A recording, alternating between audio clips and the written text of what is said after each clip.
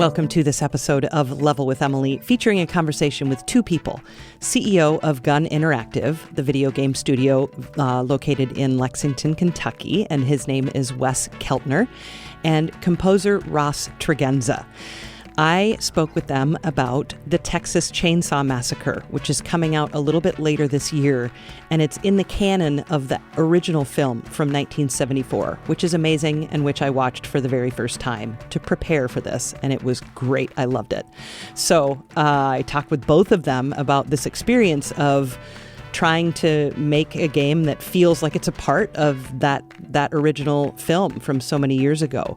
A couple of things that are unique about the sound in this game. One, the actual chainsaws that were used, and that's a great story that I'll leave to Wes and Ross to discuss a little bit later in our conversation, but also because Wes had a special instrument made. It's an instrument called the Apprehension Engine, which was invented by a composer named Mark Corvin, so that Mark could make really scary, creepy sounds.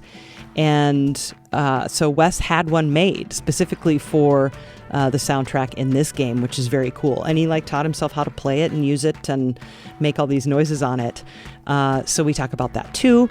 And it was just really fantastic to talk to these two about kind of this nostalgic horror. That term comes up a lot, nostalgic horror, because Gun Interactive did it in 2017 when they did Friday the 13th, which was super well received. People loved that.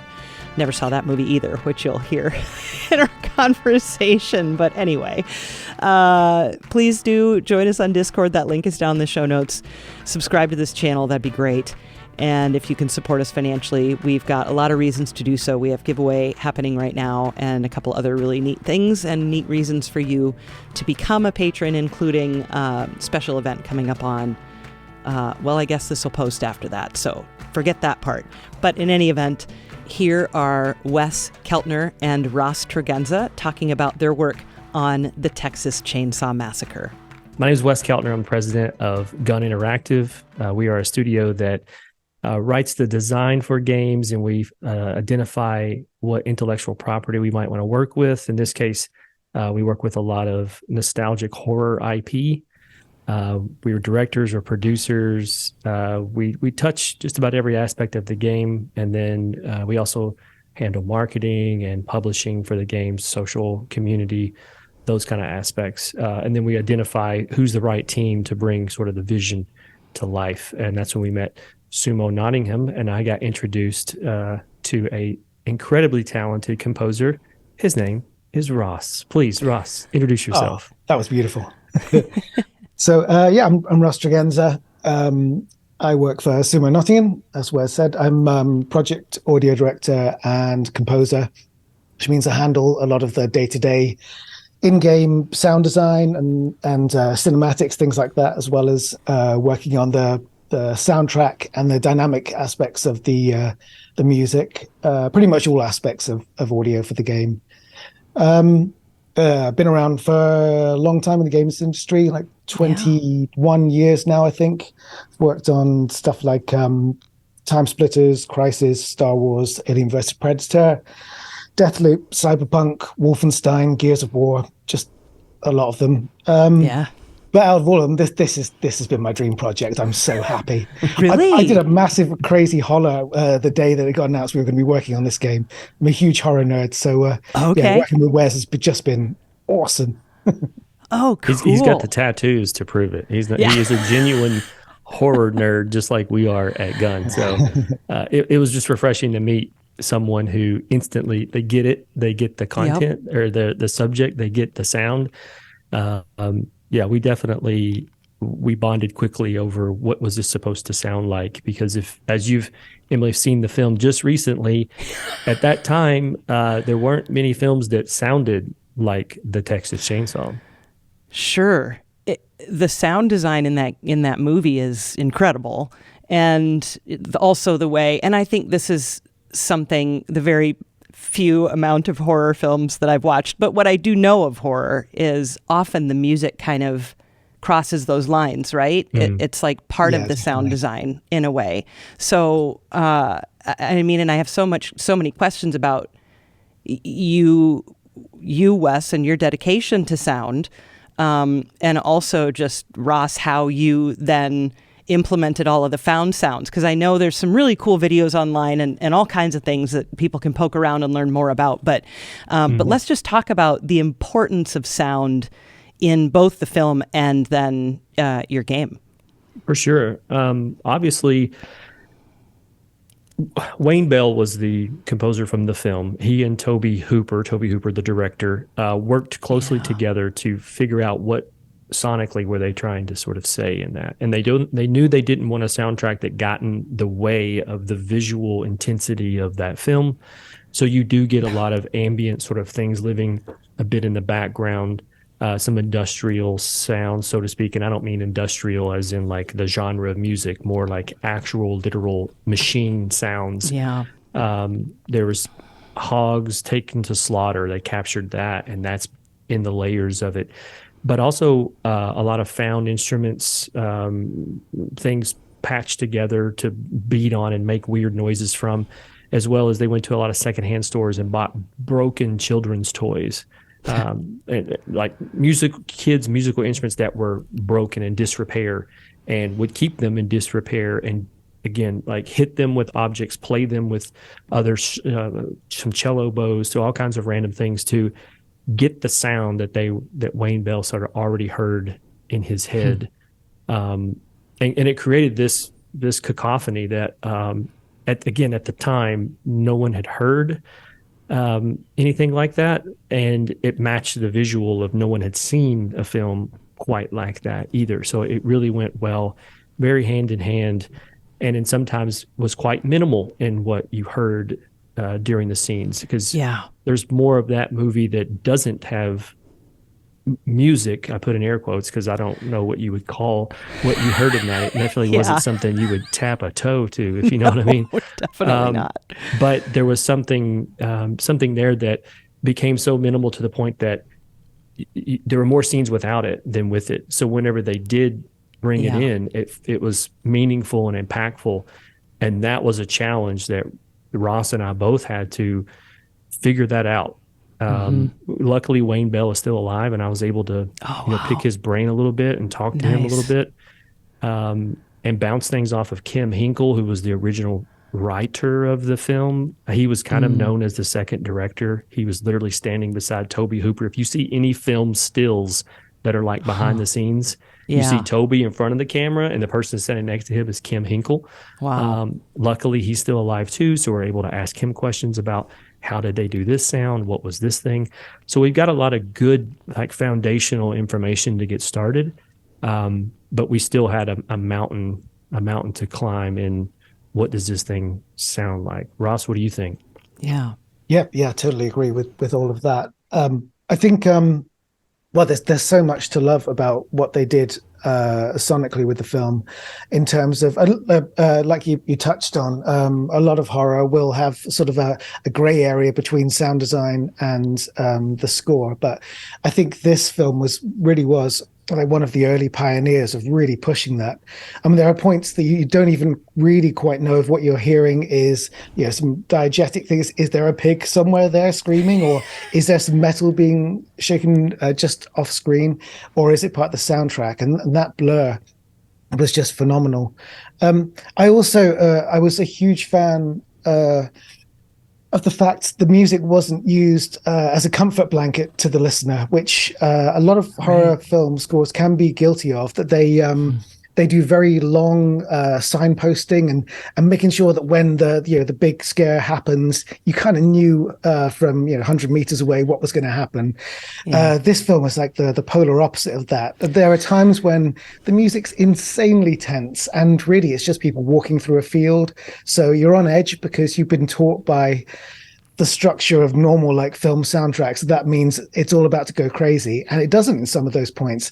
And then at other points, you've got Leatherface come charging out of the door, and you weren't ready for that because you haven't been given that comfort blanket that you expect from the film score. So that was immediately, that was something I hoped that we could try and replicate in some way, and make sure that we're providing like a really interesting dynamic experience when you play the game, but also it's not a comfort blanket. It's the opposite. It makes you feel tense when not much is going on, and sometimes it'll go crazy, and you just didn't see it coming. So that aspect, I think, was challenging but exciting from the beginning, because they did that so well in the film, for sure.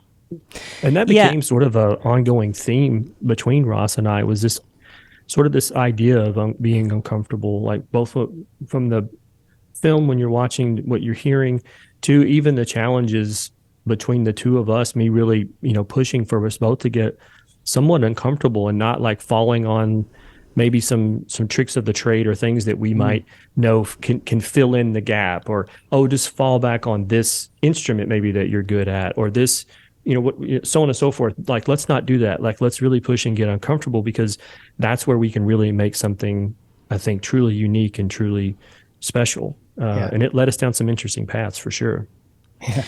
Yeah. I mean, the sound of the truck in the very, very beginning, like the first incident when the semi goes by, and then there's the generator, and then finally the chainsaw comes in, and it's like they're all like normal sounds, right? But they were so loud, and it is very uncomfortable and deliberate, right? Because you want to turn it down, but you're like, well, they can't. I mean, that's just it's real. It's a real sound. Yep. So amazing. And the first death, totally didn't expect it. I even texted a friend. I was like, didn't expect that one, It's just like out of nowhere. And then the other two, the two that come, and I mean, please, no spoilers, obviously, right? People have seen this movie probably a few times, but I don't think you need to worry about spoilers. Yeah, I don't think so either. The second two deaths, you kind of know what's coming. You're like, okay, well, that makes sense, because she goes in looking for him, and then he goes in looking for them. And then the fourth one, when I just burst out laughing. I was like, didn't expect that either. Like, oh my gosh. Yeah. I mean, it's really fun, and it's nice that none of that was telegraphed. It was a nice surprise. It's almost a documentarian approach is what Toby Hooper took when he shot that. And he did that purposefully. I think in that decision sort of was this sort of darker humor he was kind of trying to bring to light, I'm kind of pulling the rug out from under your feet here. You think it's this one thing when it's kind of not, but it also very much is, like, right in your face and brutal and visceral. So when you talk to Kim Hinkle, the guy who wrote it, he talks a lot about, a lot of people didn't get that there's some humor in this film. And we're all like, no, dude, there's no humor in this film. Like, this film is brutal. And he was like, no. There's funny things in there. And I'm like, okay. But the more we talked to him, the more we started seeing that side of it and seeing where he was going with it. But great film. Yeah. So, Wes, you talked about how you are a fan of nostalgic horror. And of course, there's a lot of it, right? So what made you choose this? They chose us. Okay. So we had made a successful game previously that was Friday the 13th, which is based on Jason Voorhees and his ongoings in Camp Crystal Lake. And I haven't seen that one either, just so you know. Yeah, sorry. None of them. There's like a ton None of them. Okay. I won't hold it against you this time, but next time we hang out, you better have seen some of these. I'm telling you, I think you created a monster, so go on. I like it. I like that I've converted you. So with the success of Friday, the rights holders that own the rights to Texas Chainsaw, which is Kim Hinkle and then his son and a few other folks, those people are around our age. And so they played Friday the 13th, and they're like, these are the guys. Like, nice. They know what they're doing. It's like a white glove approach to the IP. It's, fans first. Like, they're the guys we should trust with this. And so they set up a call. We met with them, and we're like, absolutely. We adore Texas Chainsaw. Like, but it was also came with it not only a pretty big responsibility, because that's obviously a well-known IP, but we also knew that we couldn't just do the same thing again in terms of the gameplay design of that. We had to start over and figure out, how do you make a Texas Chainsaw game?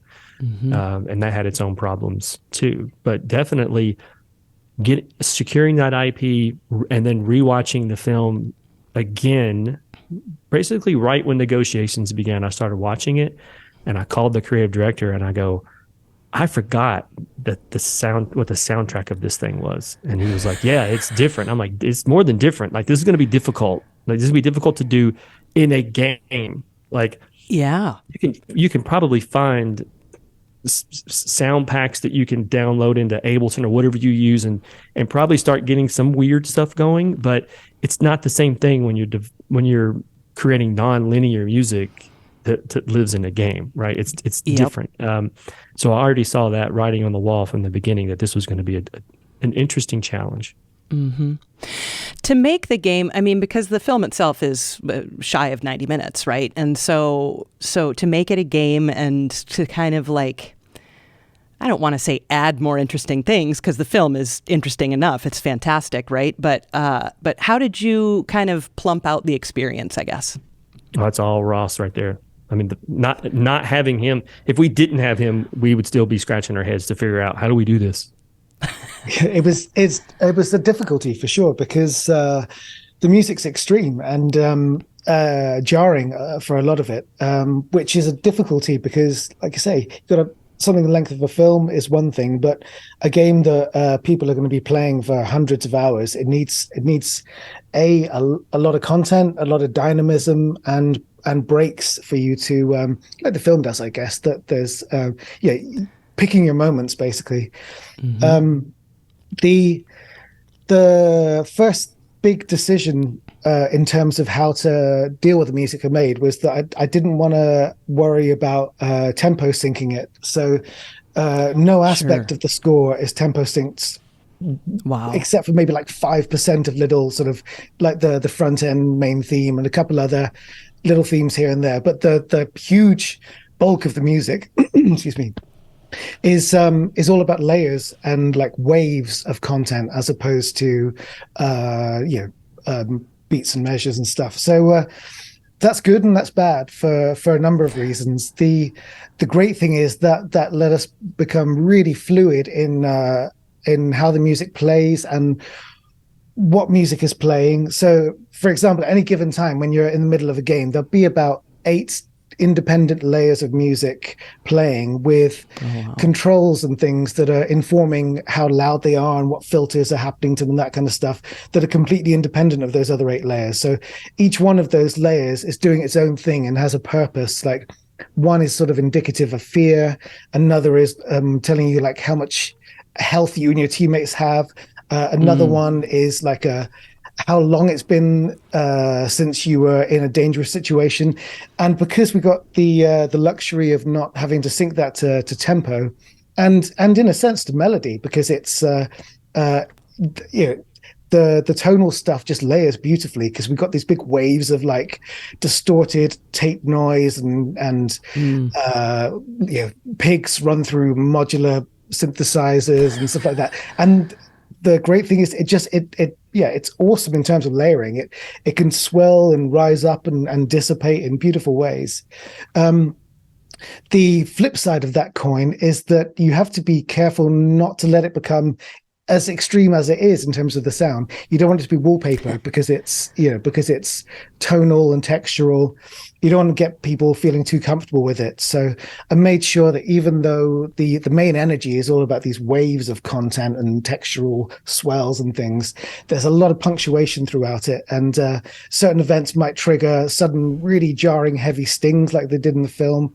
Or if a certain set of circumstances come together, it'll play like a prescribed, more traditional track for a little bit, and then it'll drift back into the ebb and flow of this textural fear, like wave of sound, basically. So it's that approach was definitely it worked really well for us. Like I think it's very unique. You don't get that a lot in game soundtracks, like being so sort of open-ended and unstructured, and the software just isn't really designed for that. So we had to sort of build our own systems and our own sort of connective tissue to get all that information from what the player's doing into this like avant-garde wave of sound, because it needs at the same time, it needs to be representative of what's going on in the game. We don't just a big wash of noise, because that's Right. meaningless if it's not connected to the events that are happening. So it was a challenge, but super happy with the results. I think it's something pretty much unlike any game I've heard, I think, in terms of the approach and the feel of it when you play it. So it's very sort of, it's vibrant. It's got animalistic energy to it, which is really cool. Yeah, well, I mean, you've referenced a couple times that you did use actual animal sounds, but you also, you recorded yourself a lot. You started working on this during lockdown, right? So you were able to create kind of your own found sound library. Will you talk a little bit about that? Yeah, it was really the music came down to learning the language and then finding the ingredients, and the ingredients needed to be perfect. And Wes was really instrumental in the early days of this when we were, like Wes had touched on before, I think my initial experiments, I was kind of leaning on my previous experience, and I was doing some stuff that sounded fine, but it was kind of leaning on my knowledge of like industrial music and things like that. And in retrospect, it wasn't right at all. So it took us a few iterations to start figuring out what those ingredients need to be. We had to get uncomfortable. Exactly, yeah. And so Wes's apprehension engine, which I'm sure he'll tell you more about in a bit, that became that was really the starting point, I think, of the language of it. So that gave us this unique sort of secret sauce element, which we could just use, that nobody else really uses in games, and was the beginning of this language that would develop over time. So on top of that, during lockdown, I was just going around the house and scraping and shaking and just taking salad spoons to windows and just anything and everything. Most of it was terrible. Some of it was awesome. I remember him messaging me going, I found this really awesome old door that has a shitty hinge on it. You got to listen to this. And I'm like, okay. It's the weird conversations in the wee hours between two horror nerds trying to find the sound of Texas. In the middle of a pandemic when we're locked at home, so you're just like looking around you, going, "What can I do?"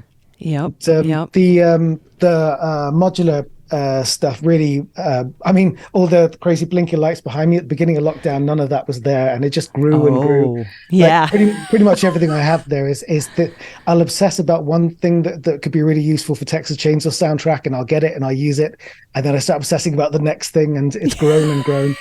But so I use that system to I put like time stretch screams into it, and pigs and metal and chickens and like I say, that stuff is so, once it comes out the other end and you run it through like tape saturation and vintage distortion and like reel to reel effects and stuff like that, it layers beautifully, and the content was so usable, and that then combined with the apprehension engine, really that became something quite special.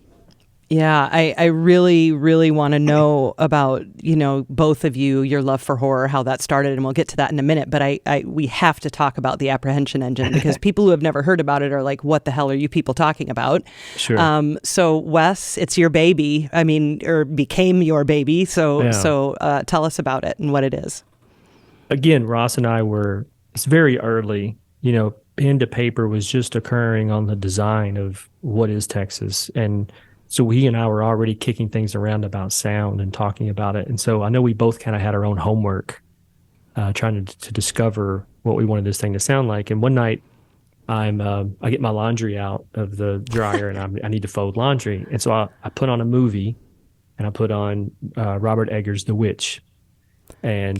But where I fold laundry, my back is to the television, right? So I'm folding laundry. So now I'm just hearing the movie as I'm folding and doing chores and stuff. And there's this sound starts coming out of this movie that I've seen that movie before, and for whatever reason, I wasn't tuned in the same way. And when I was able to hear it and not watch it, I go, there's something different going on in the soundtrack. And so I go to Google and I type in soundtrack. Who did this? It's Mark Corvin. Okay. Who is this Mark Corvin person? And I start looking at like the music he's created. And I start going down the wormhole of all the different things. And then suddenly I discovered this video of a contraption that he and a luthier, a person who makes, guitars for a living, his name's Tony Dugan Smith. The two of them created this contraption known as the Apprehension Engine that he specifically asked for the film The Witch. And I'm like, that's how this sounds this way, is because he's playing this specific thing. And so I'm watching this YouTube video of him sort of explaining what this thing can do. And I'm like, man, there's something here. I think this might be, we need to explore this. And so I sent the video to Ross and was like, check this thing out. And he was like, oh my gosh, this thing is amazing. How do we get our hands on one? And I'm like, I don't know. And so back to Google, right? And I find the luthier, his little shop online, and I send him an email. And he says, hey, Wes, let's set up a call. So I get on the call and I'm like, do you mind to sign the NDA? He's like, sure. So he signs an NDA and I go, okay, we're making Texas Chainsaw Massacre video game. He's like, oh, I love the film. I'm like, did you know the sound I'm after? He's like, I know exactly the sound you're after. Awesome. I'm like, can you build me a custom one of these that will sound like the sounds I'm trying to get? He's like, 100%, I can do it. Amazing. And I'm like, all right, how much time do you need? And it was, I don't remember the exact time. Yeah. But the budget was right. The time was right. And now we just kind of had to sit and wait for this thing to come in. So months down the road, I finally get it. And so he messaged me, hey, Wes, I saw the tracking. You should have it now. I go, yeah, I have it. I just opened it up. It's amazing. What do I do? Yeah. And he's like, here's the cell phone to Mark Corvin. Give him a call. And I'm like, okay. I'm like, does he know I'm going to call? Yeah. I've already told him. He knows the people who buy these things. Like he's on the same sort of list. He's aware because he's co-creator in this device. So give him a call. So I call him. He's like, hey, Wes, I've been expecting your call. Super nice guy, right? And we're just sort of talking shop. And he's like, are you a musician? I'm like, no. And he goes, that's excellent. And I go, what do you mean? He's like, you're going to be able to play this better than a musician will. And I'm like, what are you talking about?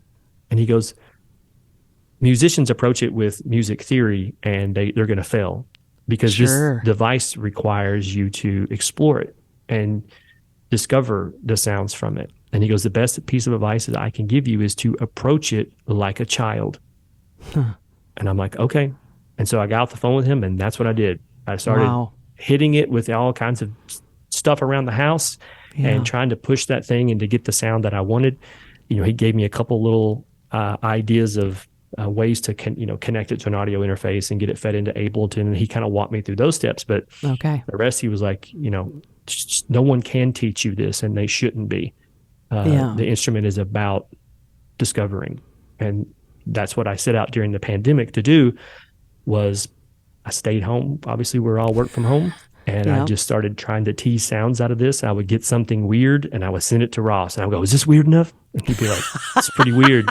And he'd be like, can you make it do this? Can you get it like a groan instead of this? Can you make it do? And I just kept pushing and pushing and pushing. And I tell you, who I feel the most sorry for is my wife. Because this thing, when you hear it, it was in my basement. And I had these big studio monitor, speakers pushing. And my basement, my house sounded like a nightmare. And my wife was obviously working from home as well. And she's trying to do Zoom meetings like this. God love her. She's a social worker. She's trying to help people. Meanwhile, in the background, it's just, straight nightmare fuel. Amazing. And it was a very interesting time, I think, in everyone's life. But when I was most excited about it was being able to pull something out that I'm like, it sounds, because it's coming from a real instrument, it didn't sound synthetic, there was something very real to the sound. And that felt very Texas Chainsaw. Yeah. And knowing that I had the gifted hands of Ross to hand it to and say, can you make something of this? Can you weave us this horrendous blanket that of some handing this patchwork of stuff? And he's like, yeah, I can do that. And he did it. And it's I'm so excited that people get to hear it and experience it, because it's one thing to just put in a soundtrack and just sit back and go, but when you're playing the game and all these things are happening to you and it's that one additional layer for immersion, it's pretty powerful. Yeah, there's so much to remind you about organic things in the film and in the sound that you hear, and it does have that very kind of not normal but not synthetic either sound to it. Yeah, it's really cool. Yeah. Ross, what's it like when you get, someone just supplies you sound? How do you go about then like wrapping your brain around those sounds and working them into your ideas?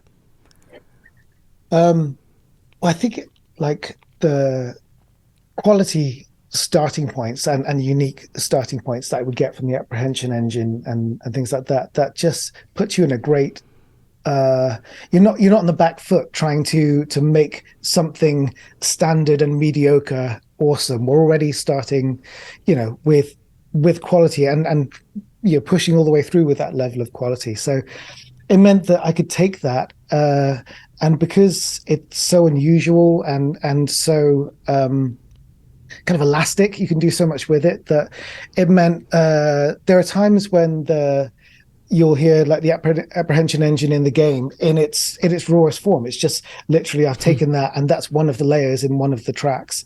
Okay. Other times it's gone through huge amounts of iterations of running through the modular into like reel-to-reel simulations, vintage distortions and vintage tape delays, things like that. Something that stuck with me from the film was the house itself. In that the house it's so dirty and so layered and just everything is on top of everything else and it's over decorated and it's like it feels it makes you feel quite uncomfortable looking at all the bones and the stuff just stacked in piles everywhere. So I kind of wanted a little bit of that with the music. So I never felt bad about taking, say, like early experiments with some of the sounds. I would be working with, down the line a little bit further. I think, well, that thing that from before that was a little too crazy at that time, maybe let's try layering that back in.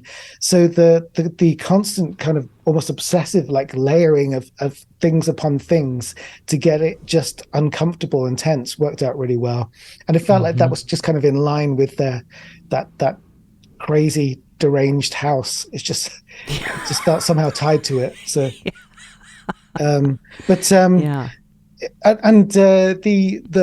the tools to mangle things, like everything else in this process, that was a case of trial and error and just trying crazy things. And as time went on, I started to find a language for it. Some things worked, some things didn't.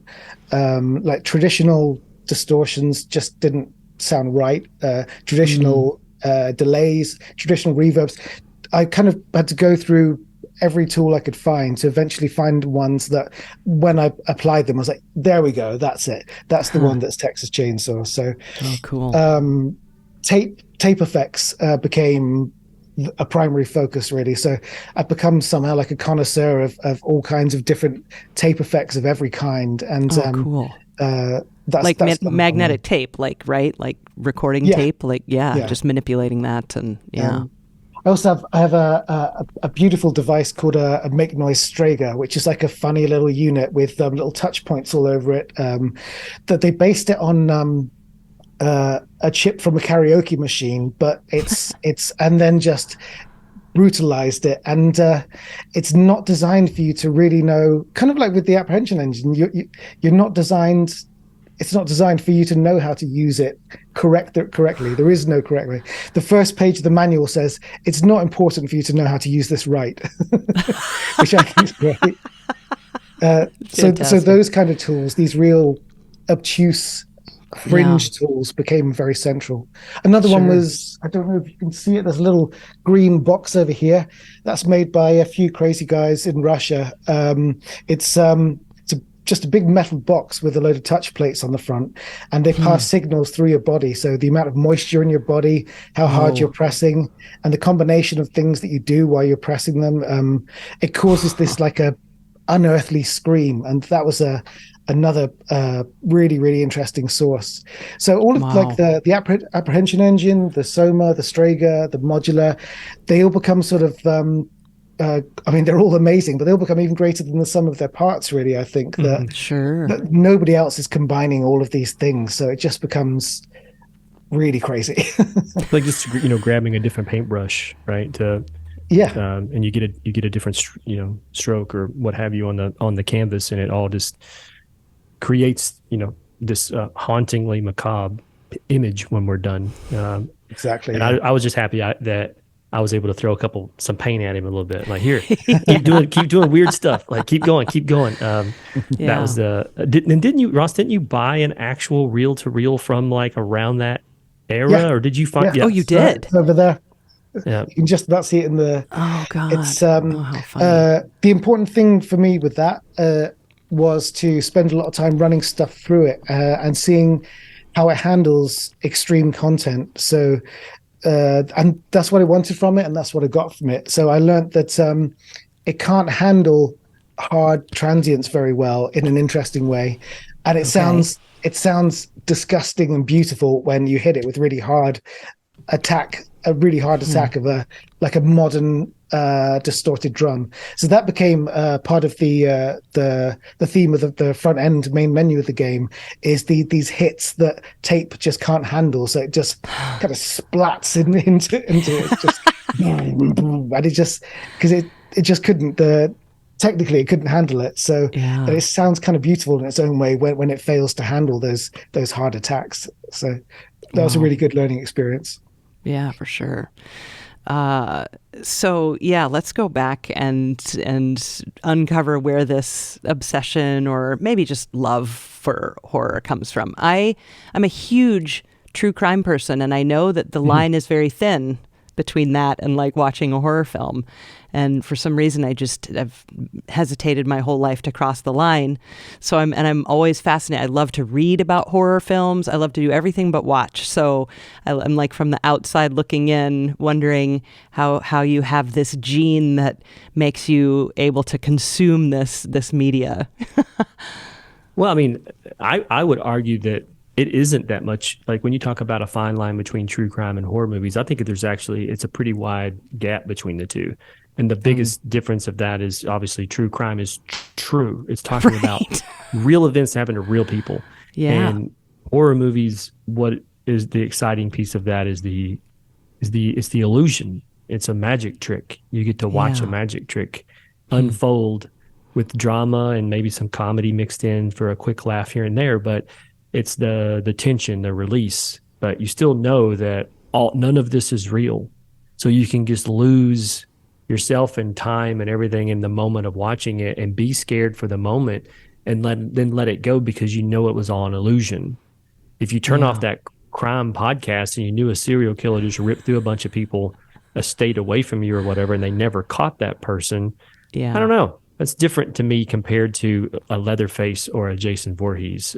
Sure. That sounds actually terrifying, where I'm not scared of Freddy Krueger with knives on his fingers. I'm like, like I know that's all make believe, so I can relish in those moments and knowing that none of it's real. It is all make believe. So how good are the people trying to fool me? How good is the performance, the script? Mm-hmm. How good was the practical effects supervisor and the stunt coordinators? And how good was the composer? Are they able to take all of these illusions and put it together in front of me and just for a moment make me go, can they do that? And if they can, then I'm like, good job. That's a master at their craft. And so as a kid, I think it's a rite of passage to watch horror movies. Like I remember sitting around the cafeteria table as a youngster and people talking, have you seen Halloween? Have you seen The Shining? Have you seen all these movies? And it was like, if you hadn't, then, people laughed at you or you were seen as like a wuss or whatever it was. Yeah. And so it became like a rite of passage to say, sure, I've seen the new this, the new that. And, if you had an older sibling like I did, who was 5 years older than me, she would be able to get her hands on those movies and I would be able to watch them when I shouldn't have been able to watch them. And they definitely left an impression with me and made me a lifelong horror fan. But I do find myself, I gravitate more towards some of the older horror comparatively to maybe some of the more modern horror movies. There's still some modern horror movies I love, but I tend to keep going back to the older ones because I think nostalgia is also a pretty and powerful emotion that we tried to wield that here too at Gun and remind people of what these films meant, and maybe even do you remember what you were like then when you saw it, and then if it's a new generation of people who this is the first time that they're going to experience Texas Chainsaw, we understand that responsibility, so we make sure we take that white glove approach and say this is the right way to do this, so that when they then go discover the film, they're like, wow, I was just there. Like it feels like I was just in that thing. Well, you kind of were, you know. Yeah. Mm-hmm. Ross, what about you? Do you remember your first moments of horror? Yeah. I think I was lucky in that VHS was just sort of turning up in the village I lived in when I was a little kid back in the early 80s, and our parents had a pretty sort of relaxed attitude towards the age ratings that they should have been paying attention to. So we would just rent, like Alien and Texas Chainsaw and things like that, and take them over to a friend's house, and they would just leave us to happily sitting there watching all these 18-rated films as 7 and 8 year old kids. And even though they all gave me nightmares, it became beginning of a lifelong love for all of those franchises. And same as Wes, I think. I just they're almost like comfort films. Like I can put on Friday the 13th or Alien or Nightmare on Elm Street or something just as a nice treat to chill out on a Saturday evening.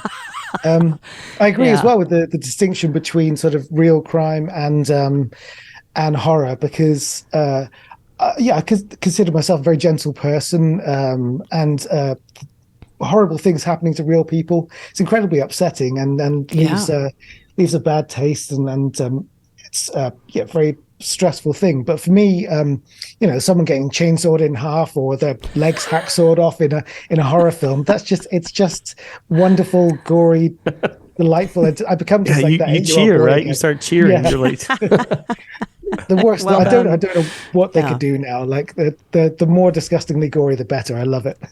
Yeah. It's like hot food. I don't. Emily, you like spicy food? Nope, very Midwestern. Yeah, I'm telling you, man. I would be such a disappointment. I'm just saying that people that enjoy spice also have their own levels to what they appreciate. Sure. And you develop a palate where you can taste the flavor and not necessarily the heat. The more of it that you introduce to the palate. I would argue horror is identical. There's some folks that just go, I don't watch any form of horror. It gives me nightmares. Just like people who say, I won't try anything that's, quote, spicy because maybe it upsets my stomach, or I don't like hot flavor in my mouth or whatever. And that's fine too. But there's a lot of nuance to spice level, just like there's a lot of nuance to horror. And once you get into it, you realize there's subgenres of subgenres within horror, and you can sort of find that groove that you're like, this is the kind of films I love. This resonates with me. This has the right amount of spice. Sure. I can taste the flavor instead of just being on fire. I tend to gravitate towards some of the more weird and a lot of giallo from the 60s, 70s, and 80s in Italy, Argento, whatnot. Those things are a lot of style over substance, but that's okay with me. And it sounds like Ross likes a lot of cutting people up and a lot of gore and stuff. Yep. Which there's, to be fair, not a lot of in Texas Chainsaw Massacre. I mean, there is, of course, but there's only one scene where the chainsaw actually severs flesh. Do you know what scene it is? Are you talking to me? Is it the wheelchair one, right? You never see it go into body. You never see.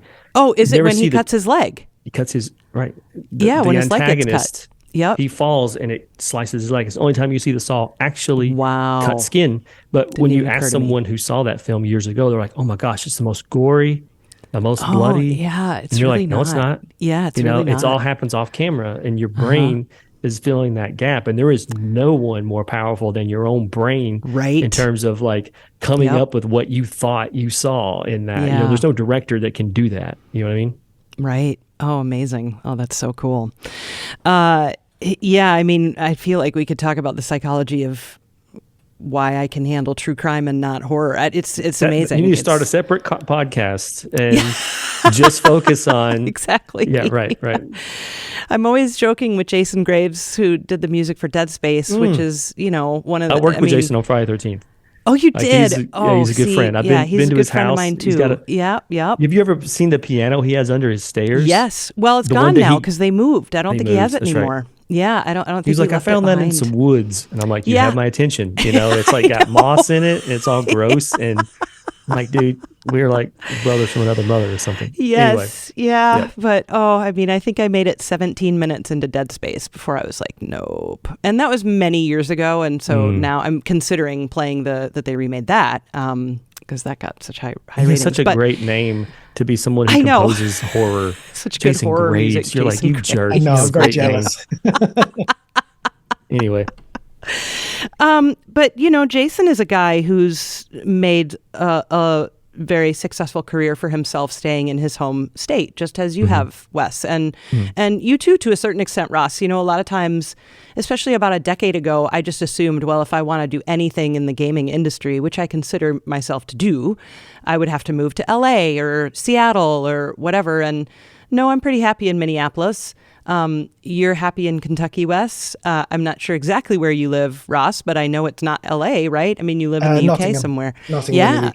Beautiful. So, I mean, what made you guys stay and just build your career where you are now? Ross, you go first.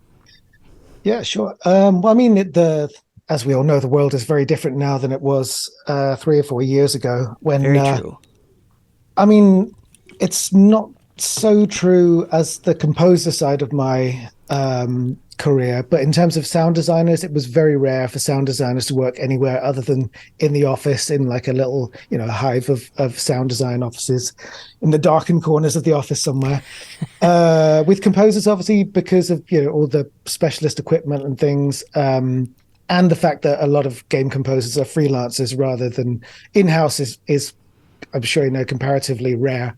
Unless you've got constant flow of work, say like GTA or Cyberpunk or something like that, where there's enough constant work day to day to keep going. But I mean, there was a point where I presumed I would maybe need to move to LA at some point in my career, but it's remote work is well, as we found out with this game, because we as COVID hit, we were really just in the very early stages of this game. And my studio here in Nottingham, we obviously had to go and work from home, and they were really concerned about what that was going to be like. But while I do miss chatting to people in an office, I'm talking to people all day long. Wes and I'll talk, or I've got there's a couple guys on my audio team, so I'll give them stuff to do and we'll discuss ideas and things. So it doesn't feel disconnected in any way. And I get to be surrounded by all my weird instruments with my cat on my lap, a cup of coffee. It's a good life. Is the cat there right now? Yes, but he's inaccessible right now. Okay, fair enough. Do not he's disturb amongst the some wires cat. underneath my feet. Yeah. If he comes out, I'll grab him. Okay, please do. Yeah, mine is sleeping on the other side of one of these boards as well. So yeah. How about you, Wes? Well, for me, it goes all the way back to college, where I was definitely interested in video games, how video games were made. Even the journalism around video games, just that whole industry was fascinating to me. But everywhere I looked when I was in college, there was nothing really here.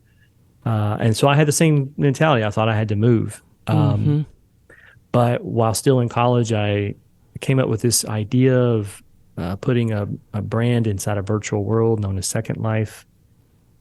Second Life was sort of in its infancy at that time. This would have been like 2005, 4 or 5. And and so I did that. I put American Apparel in Second Life, and it was wildly successful. And it was in I was in Forbes and Ad Age and like all these different publications that focus on like interesting advertising ideas. And I didn't even really have a company formed per se. Like they wrote me a check to do the job, and it was more money than I'd ever seen because I was in college. Yeah. Wow. But it sort of shot me in this trajectory towards like becoming an entrepreneur that I didn't really think that's what I was going to do. I wasn't really sure what I wanted to do. I just knew I wanted to do games. And I moved that into doing a lot of consulting for both advertisers and games. And then it just became games. And so all the studios were flying. This time I started putting together a smaller team. There's about 5 or 6 of us. And we were bouncing from studio to studio playing AAA games and telling them how to make them better or what they should remove or how to add, more gameplay or, just coming up with those kind of ideas. And it started teaching me about game design and what does it take to develop a game. And so I did that for 5 years and then decided I want to take that wealth of information and go make my own game.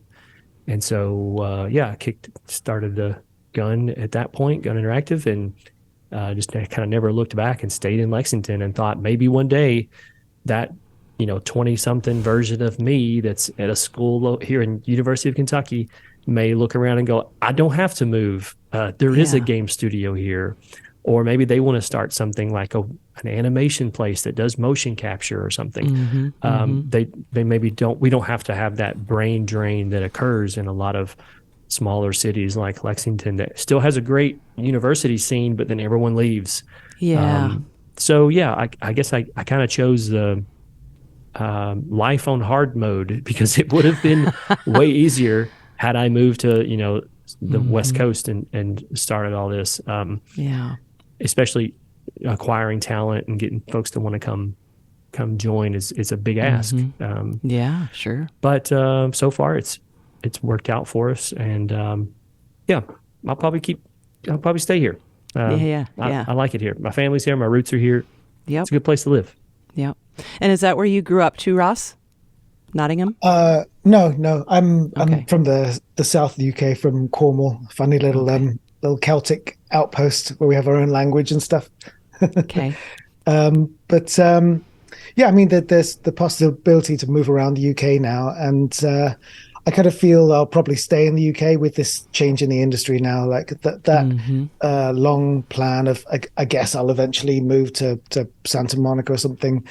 It's too far from family and stuff, so it's not a necessity anymore. So I think I'll probably always be in the UK now. Yeah. Well, let's get back to the game and the sound. I know I've had you on for a while here, but we gotta talk about the chainsaw itself, because that is awesome that you found a chainsaw from then.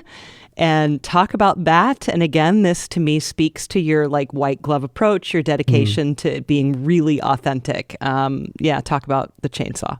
I'll start with sourcing it and capturing it, and then how we had this, what we handed to Ross that he had to turn into something that was workable. So, we sourced 3 of the saws, same make, model, year.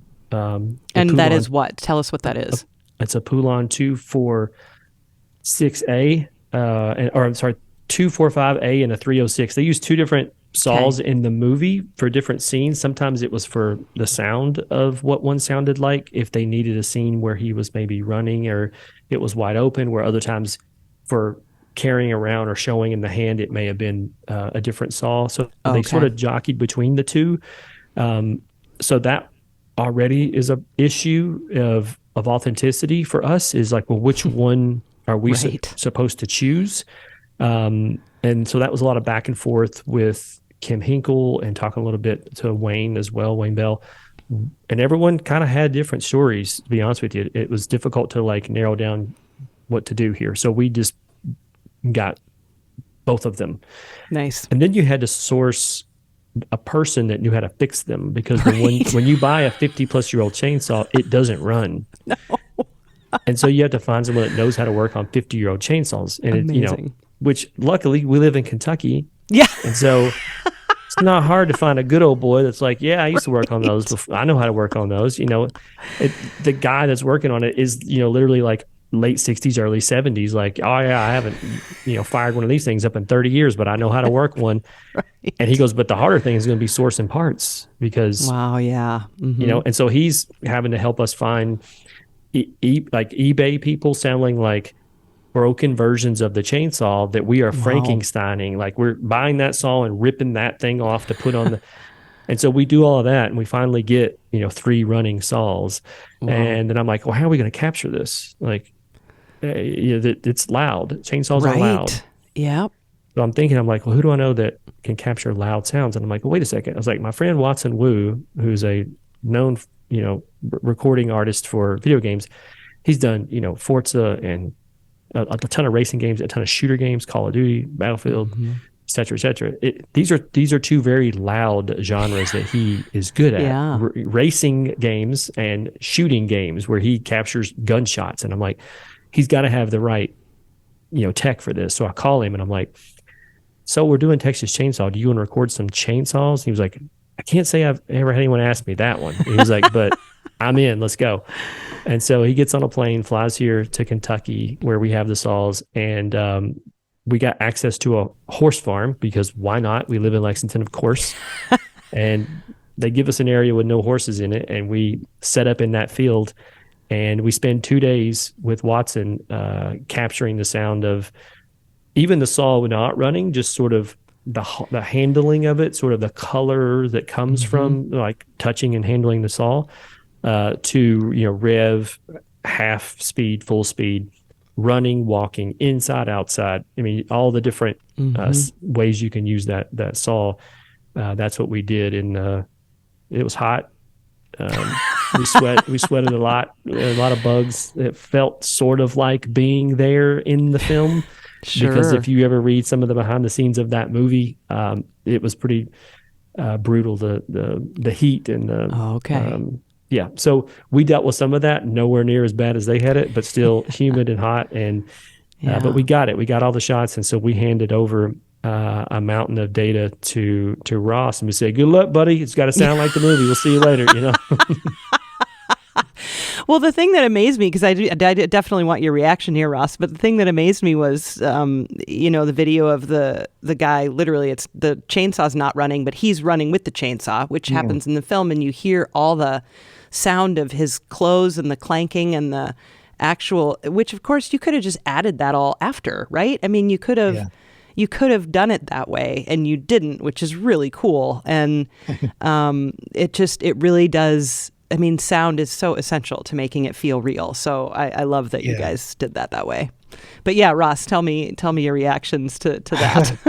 Well, it was cool. I mean, they did an amazing job. They got a huge amount of that insanely authentic source material. So then, like Wes said, I'm looking at a mountain of great recordings, but I now have to take this and make it a live chainsaw in some way, which is very, very difficult. It's been by far and away the most difficult, challenging but exciting part of the project is getting this chainsaw sounding awesome. The first big decision I had to make was as a fork in the road for how I'm going to approach it as a sound designer. I can bake everything and just make pick nice bits and do a little bit of mastering, clean up on them, and just have it so that when this happens, it just plays this linear sequence of sound. Or I can go for the insanely difficult, horrific route of genuinely trying to recreate an engine as you would a car. So I went for that way, which is I don't regret whatsoever. I looked at every game I could find that involved a chainsaw, and normally chainsaws don't feature quite as much as they do in our game. But for all of those other games, it would just be a little baked sequence. They would it would be rum rum rum rum rum rum rum rum rum, and you'd get very it would get very tiring very quickly. And anybody that understands sound would know what they're listening to. So I thought, no, we've got to make this so that if you're revving it, you feel like you're revving it, like you get that tactile, visceral sense of revving a chainsaw. I was lucky enough to, just before we were working this project for Sumo Nottingham, we were helping out on Forza, so we spent a lot of time with the Forza guys learning about how to replicate engine sounds and how to get the best possible realistic, like smooth acceleration on RPM curves out of your assets and things like that. So we applied those learnings. It's still difficult, and in the end it does come down to a certain amount of just working by ear, just tuning things and getting it right. And I think for Wes and I, this has been the part of the whole process that we've had to just keep going back to, because the saw's got to be perfect. It's the Texas Chainsaw Massacre. And, I mean, that's where that obsessiveness comes in, right? I've heard you guys say obsessive a few times, and I'm like, that's an understatement for for us anyway. Like Ross and I both are like, we are obsessing over what this is supposed to sound like. Yeah, I'll be sort of eating my breakfast in the morning, thinking, you know what I could do? I could maybe put some distortion on the mid-range. I think about it all day, every day. And it's because even when you think of the range of that saw, it's like, oh man, when you hit the trigger and it gets up from 0 to 60%, I was like, it sounds amazing. 60 to 65, something's going wrong, and after that it gets awesome again. I'm like, we got to find that spot. What's going on in here? And I'm sure Ross is like, you're right. I know it's there. I can't find it. That kind of thing. So we're definitely always tuning that and making sure it's as perfect as we can get it. It's cool for the more cinematic moments in the game, like executions, which obviously is a big part of, like, you finally catch up with the victims, and then obviously you're rewarded with really cool execution, like cinematic moment. Those ones, that's, easier. I guess because then I've got the whole spectrum of all the stuff that Wes and what's been recorded, so that I can just go through, find a specific moment from those recordings that just fits the hits and swipes and things like that, and just do a little bit of slight distortion, tape effects, cleanup, stuff like that. But so those cinematic moments it's a pleasure, because I can go through and find the exact right one, and then it just sounds awesome.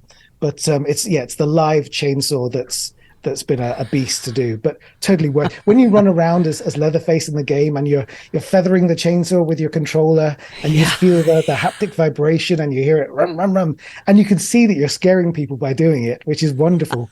They're trying to do something meaningful in the game. They have like a task they have to achieve, and you can just make them panic and run away just by revving the chainsaw, which is. It's true. Leatherface is a bit of a dispersal agent when it comes to the design of that, and you need that. You need that in a game like this. Any asymmetric game, it's part of that core design. Is you're supposed to assign the one side like somewhat meaningless-ish task, like easy to do task. Like it would be super easy if you were not stressed to do it. Insert wire A into this thing.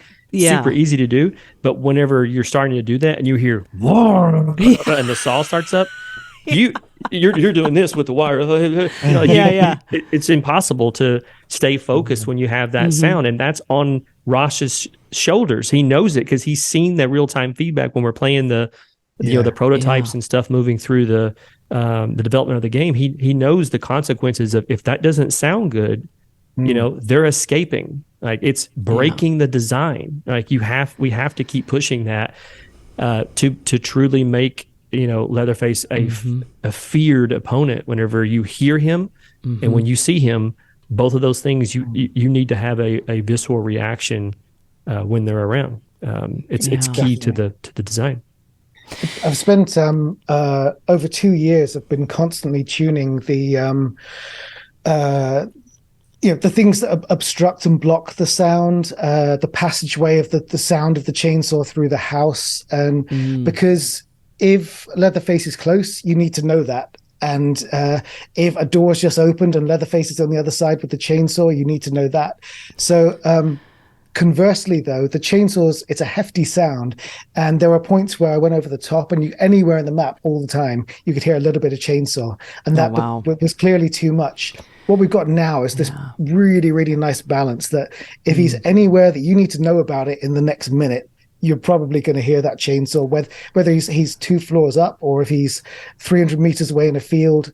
That sort of bubble of threat is very tuned now. So you can be starting to work on the little task that you need to do, and you hear like, bum, bum, bum, bum, bum, bum. You're like, no. And then you can feel yourself trying not to panic. So that's what we're trying to do. It's a mixture of feedback and the horror element of, that he's coming. And you really do know that he's coming now, which is really cool. And you do get to play as him, which is cool, right? Yeah. So talk about that, letting because, you could just assume, is it Sally? Is that her name? In the film, our game takes place a few months before. Okay. So our game actually is the lead up to the movie. Yeah. Oh, okay. Very cool. So it could, you could have been like just a character, right? But that's not the case. Talk about that, Wes, if you would. Well, when you look at that film, it's a film about a misunderstood family. First of all, okay, like people want to vilify Kids, are you being serious? I'm being serious. Okay, like this town was a bustling town at one point, and the slaughterhouse closed, which was the major job provider in the town. It dries up. People move away. The people that stay, they got to get creative. Okay, and they got to find sometimes alternate sources of food, and they weren't going out and leaving their property and hurting people. No, but if you step on their property, they're going to make chili out of you. Okay, it was right. Yeah. So when you think about that, it's not that they're not that bad of a group of individuals, but nonetheless, you still got to have a protagonist and antagonist in a game, right? Yeah.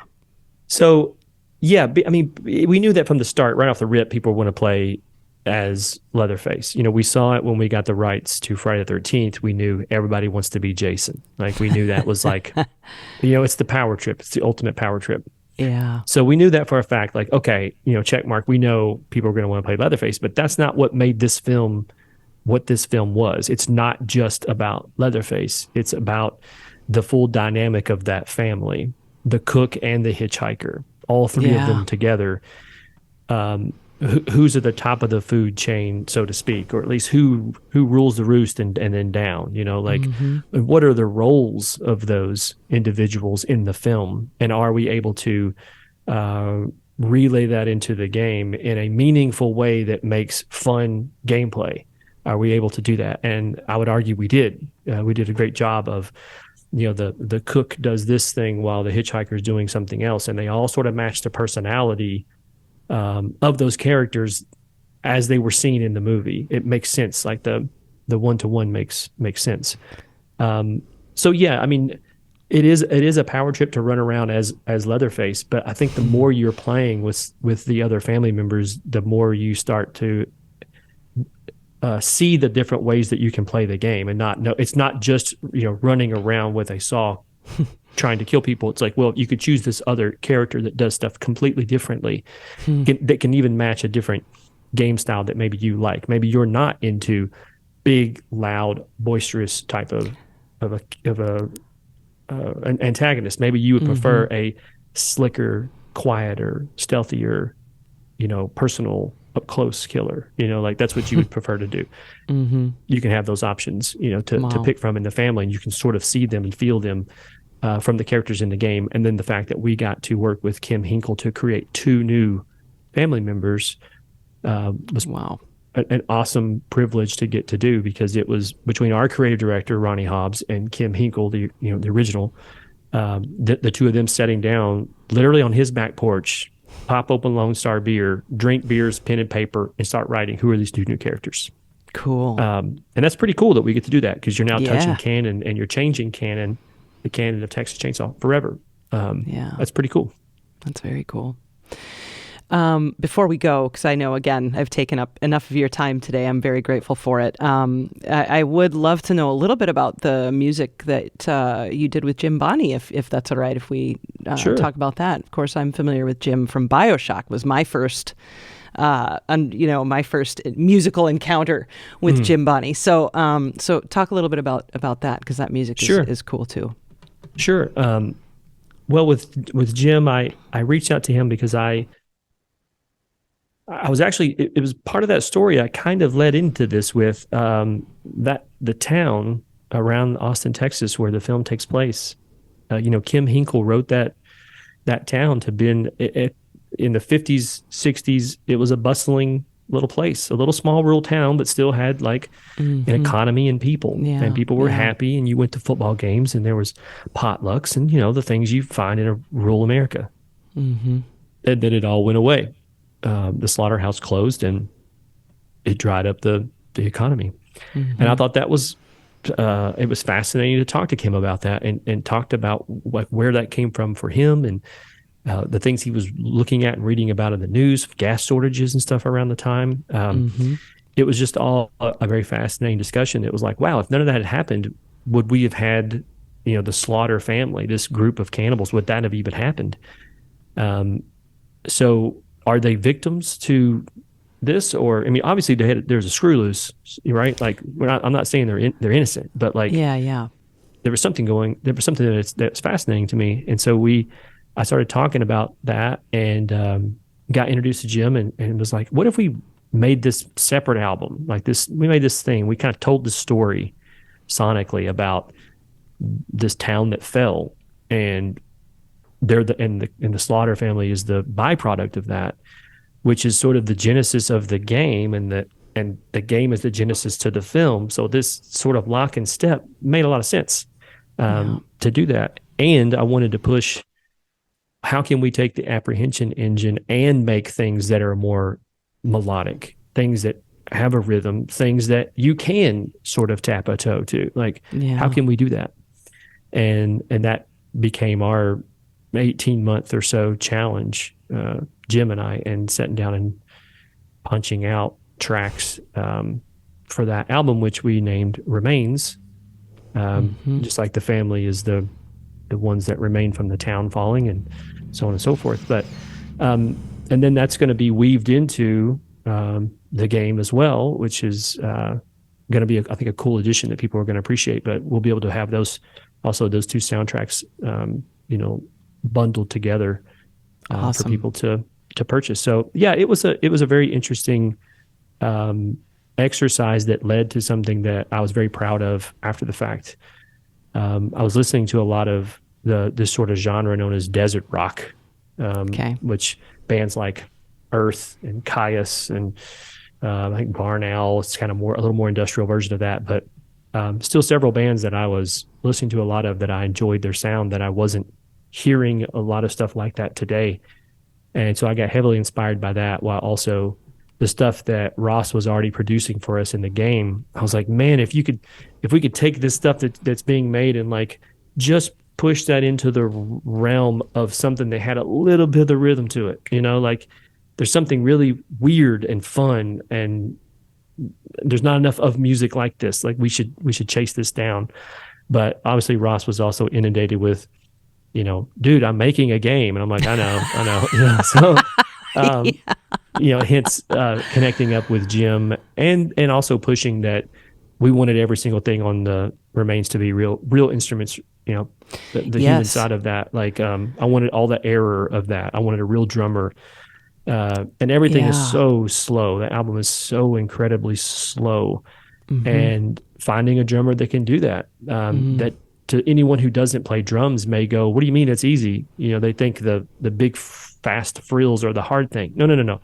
Like trying to keep, a 35 beats per minute, sort of count is incredibly hard to do. And it sound clean and good and not stumbling on itself or whatever. Like that was a big challenge to locate the musicians to play the way we wanted to play, to make the unique sound of that album that again is inspired by the film. It's inspired by Ross's work. It's inspired by the desert rock scene that sort of died out in the probably early 2000s. And I found myself in a place, obviously during the pandemic, that I guess I had more creative juices than I normally have, and I was wanting to focus it in on something else that was, I felt like, continued to paint this bigger picture that was Texas Chainsaw.